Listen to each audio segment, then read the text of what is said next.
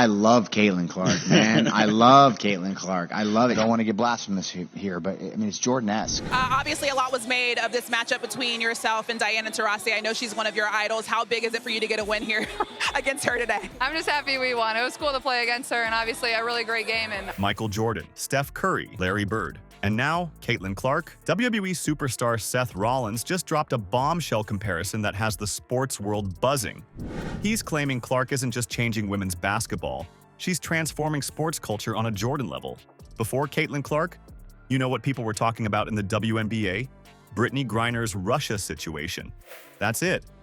Now, ratings are exploding, arenas are packed, and even non-basketball fans are tuning in.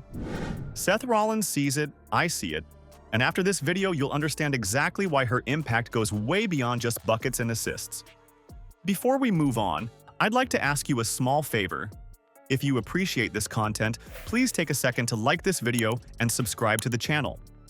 Over 98% of you watch the videos without subscribing. It costs you nothing, but it makes a huge difference to us. So, did you click the subscribe button? Great. Thank you so much. Now, back to the video. You know what's crazy? Before Caitlin Clark stepped onto the court, the WNBA was basically living in the shadows. We're talking half-empty arenas where you could hear individual conversations echoing through the stands. TV ratings. Girls that were pretty competitive and was gonna, help me get better, and I was gonna have fun doing it.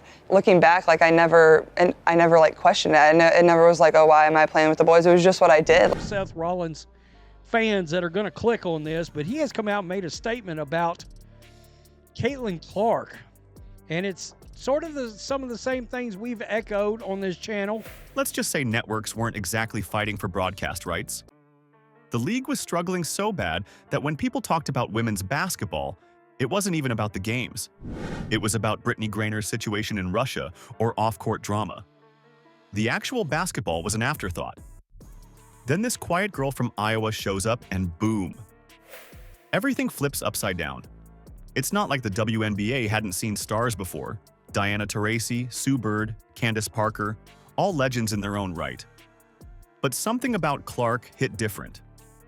Seth Rollins nailed it when he dropped that Jordan-esque comparison. That's not just throwing around a basketball legend's name for fun. When a WWE superstar like Rollins makes that comparison, it carries weight. The numbers since Clark's arrival are absolutely mind-blowing. Arenas that used to be ghost towns are now packed to capacity.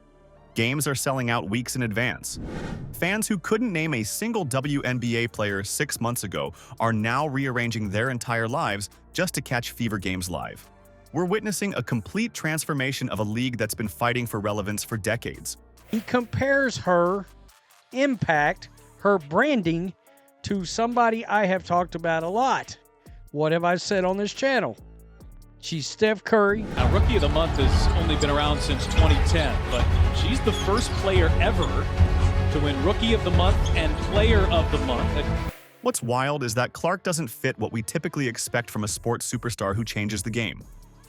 She doesn't have flashy tattoos or a larger-than-life personality. Her social media isn't filled with luxury cars or designer clothes. She looks like she could be tutoring your little sister in math. But Rollins hit the nail on the head. She's got this perfect combination of Jordan's brand appeal, Curry's shooting magic, and Bird's court vision all wrapped up in this unassuming package. So how does someone so normal create such a seismic shift? It's like watching the beginning of a perfect sports movie. Clark walked into a league that was desperate for a spark, and instead of bringing matches, she showed up with dynamite. She's not just changing the game, she's rewriting the entire rulebook on what women's sports can be in America. Speaking of dynamite, lighting the fuse was just the beginning. Now Clark's in the blast zone. The fairy tale's getting real messy. Remember when she dropped 30 points in her 4th game? Well, defenders took notice, and now they're coming at her like they've got personal vendettas. I love Caitlin Clark, man. I love Caitlin Clark. I love it. I don't want to get blasphemous here, but I mean, it's Jordan-esque. Obviously, a lot was made of this matchup between yourself and Diana Taurasi. I know she's one of your idols. How big is it for you to get a win here against her today? I'm just happy we won. It was cool to play against her, and obviously a really great game. And We're talking double teams, physical screens, and body checks that would make NHL players wince. In that Sky game, Clark got knocked to the floor 7 times in the first half alone. Veteran players aren't rolling out the welcome mat either. Angel Reese made it clear there's no rookie pass being handed out, telling reporters, "I'm going to make her work for everything she gets." And during that heated Mercury matchup, veteran Natasha Cloud literally followed Clark around the court, trash-talking directly into her ear for 4 straight quarters. The pressure isn't just physical. Every time Clark steps on the court, she's carrying the weight of an entire league. TV cameras follow her every move. When she has an off night, critics blast social media with overrated claims.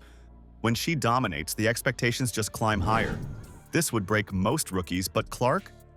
She's responding exactly how Seth Rollins noticed. "What impresses me most," Rollins said in that pre-Wrestlemania podcast, "is how she handles herself when everyone's gunning for her. She's taking shots that would crumble most athletes and coming back stronger every time. That's rare." Instead of complaining about the hard fouls, Clark has adjusted her game. Her release is quicker now. She's creating separation with crafty moves. In Iowa, we ain't got much, man. We ain't got no sports teams. That's why I'm a Bears fan. And so to see like people rally behind her is so cool. And like I get it mostly because my Facebook's private. All my other Kind of got into a flow and played a little bit more in transition. We were a lot more successful. And obviously Lex was amazing. I don't know if we missed the shot in the fourth quarter. Her assists have actually gone up since teams started targeting her, showing she's thinking beyond her own stats. The financial impact is just staggering. Average ticket prices for Fever games jumped 200% overnight. Their merchandise sales outpaced some NBA teams last month. Games are literally being moved to football stadiums. The Minnesota matchup sold 20,000 tickets in less than 48 hours. What's truly revolutionary is who's buying those tickets. The WNBA's demographic data shows 42% of these new fans had never attended a women's basketball game before. Families who'd never considered the WNBA are now planning vacations around catching a Fever game. Seth Rollins nailed it when he said, "Clark isn't just growing women's basketball, she's creating new basketball fans, period." That's exactly what Jordan did. Look, when Seth Rollins drops that Jordan-esque comparison about Caitlin Clark, he's not just throwing out empty praise. What we're seeing is chapter 1 of a sports revolution that might completely transform women's basketball as we know it. Impact. I often say it's not her impact on women's basketball. She's making the impact on women's sports. Obviously, a lot was made of this matchup between yourself and Diana Taurasi. I know she's one of your idols. How big is it for you to get a win here against her today? I'm just happy we won. It was cool to play against her and obviously a really great game. Think about it. The true legacy Clark builds won't just be in her stat sheets or highlight reels. It's about whether those packed arenas stay full next season and the season after that. It's about whether those first-time viewers become lifetime fans. Just like any great WWE storyline, the most important question isn't if the hero shines. It's whether they elevate everyone around them. That's the true power of what Clark is doing right now.